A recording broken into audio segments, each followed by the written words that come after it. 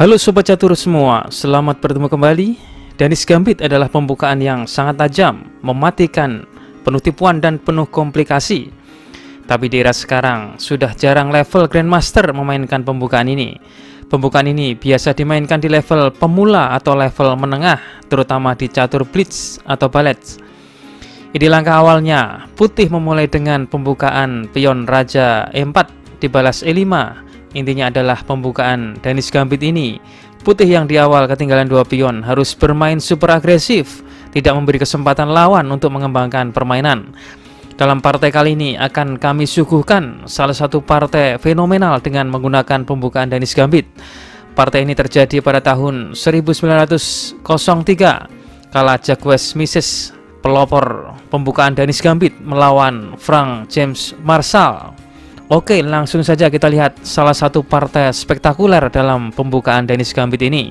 Misses yang memegang putih memulai permainan dengan pion E4 dan Marshall membalas pion E5, lalu pion D4 yang menantang pion pusat untuk merebut tengah. Balasan hitam adalah pion makan pion. Ini adalah Gambit diterima, dan di sini Misses selaku putih menawarkan Danis Gambit dengan pion C3, di mana putih akan mengorbankan 2 pion demi perkembangan yang cepat dan berpotensi terjadinya serangan besar-besaran. Di sini Marshall rakus dan kembali memakan pion, tapi putih membiarkannya dan malah mengeluarkan gajahnya ke C4 yang menyerang petak F7 yang rentan ini. Ini berarti sekarang putih kembali menawarkan 1 pion lagi untuk hitam, yaitu pion B2. Dan sekali lagi, hitam bermain rakus dan kembali merebut pion. Dan akhirnya pion hitam ini dihentikan dengan gajah yang memakannya. Meskipun putih ketinggalan 2 pion, sepasang gajah putih ini sangat aktif mengiris permainan di tengah papan yang mengarah ke pertahanan Raja Hitam. Dan di sini Marshall memainkan pion D6 membuka perkembangan gajah. Di sini Misses memainkan langkah yang menarik, alih-alih mengembangkan kudanya ke F3. Di sini Misses mengembangkan kuda ke E2, di mana kuda ini akhirnya bisa pindah ke petak yang lebih aktif, petak F4. Hitam mengembangkan kuda ke C6 dan putih rokade. Hitam gajah E6 ini menantang pertukaran gajah, tapi Misses membiarkan dan lebih memilih gajah berpindah ke D5 dengan ide apabila hitam memulai pertukaran, maka putih pion merebut kembali, putih menang tempo, pion menyerang kuda. Setelah itu file E yang terbuka siap dikuasai oleh benteng, akan menciptakan serangan kuat untuk putih. Oke, kita kembali.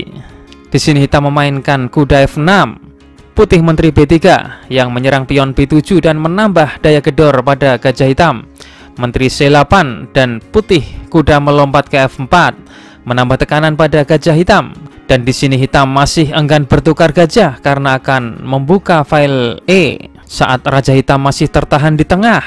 Jadi ia memundurkan kudanya ke D8, menambah pembelaan terhadap gajah.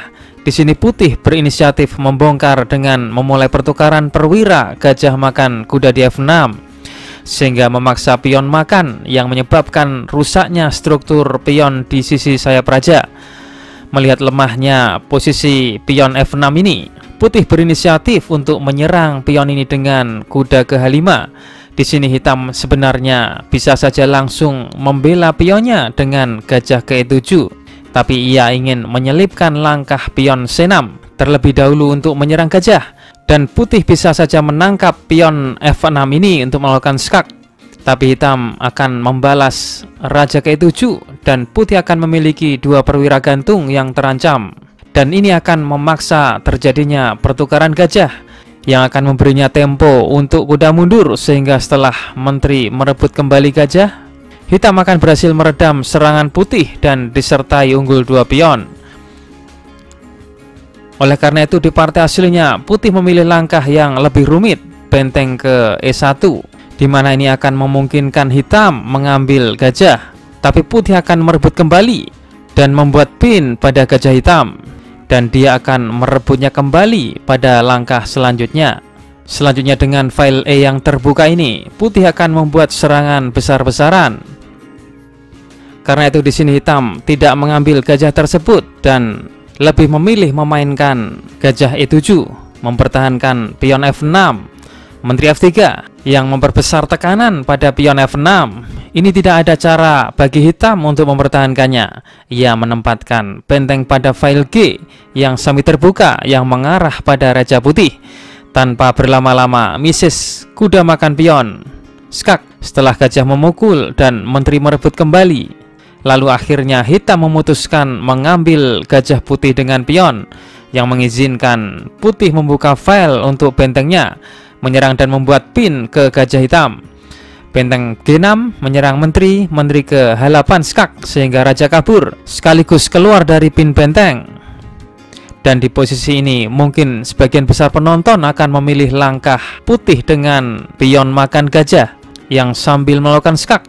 Tapi Mrs. selaku putih memilih kuda C3. Ya, inilah sebenarnya langkah terbaik dari putih. Dan Mrs. benar-benar jeli melihatnya. Putih membawa kudanya berkembang masuk ke dalam serangan. Dan ia menyadari bahwa meskipun sekarang gajah hitam ini sekarang tidak dipin lagi, ia masih tidak bisa bergerak.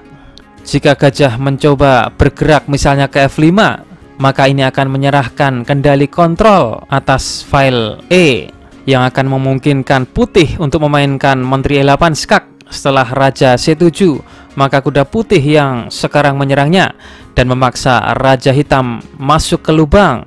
Maka setelah benteng A ke C1 yang menyerang menteri dipaksa ke D7. Selanjutnya benteng putih ke E7 yang menyerang menteri, dan ini akan memaksa pertukaran menteri.